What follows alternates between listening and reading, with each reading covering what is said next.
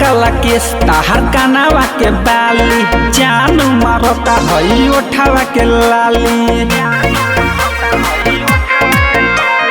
काला काला केस ताहर कानावा के बाली जान मारता हई ओठावा के लाली। जब से देखने मिजाज हमार भटे कहल बा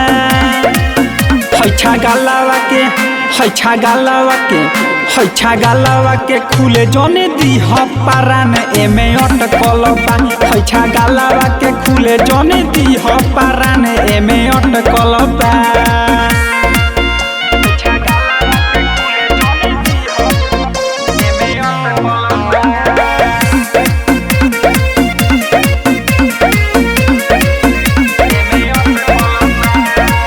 जिला जवार में तू बारू एक पीस हो मन करे गलिया के धके दी मिस हो।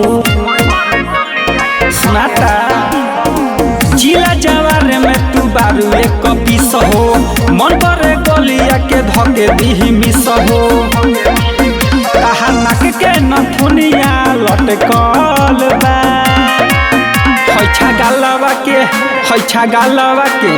हैछा गालावा के खुले जोने दी पारान एमे अटकल बा। हैछा गालावा के खुले जोने दी पारान एमे अटकल बा।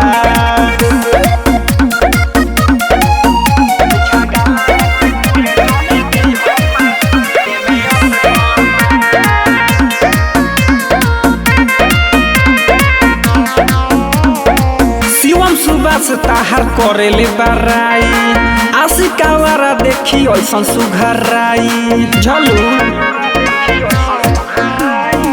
राइटर सलम करेले बराई गोलू आजाद देखी ऐसन सुघराई। ताहार गजबे कमरिया लचकल बा।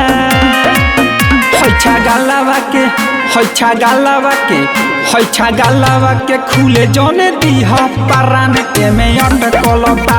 हैछा गालावा के खुले जोने दी पारान